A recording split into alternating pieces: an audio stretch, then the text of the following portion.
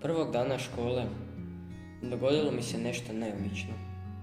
Srce mi je počelo kucati brže nego ikad prije. Ja nju stalno primjećujem, ali ona kao da i ne zna da postoji.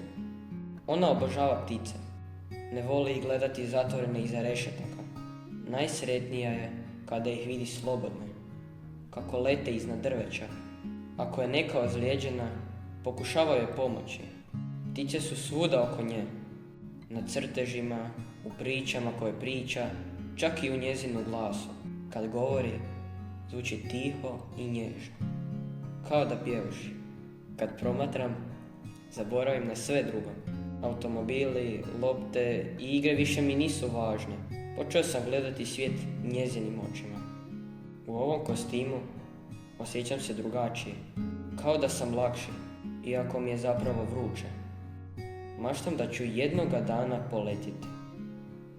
Sletjeti na najviši vrh planina ili na krov neke daleke građevine.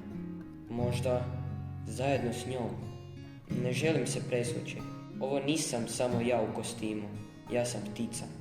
S krilima na leđima nije lako trčati, ali kad zatvorim oči, mogu letiti.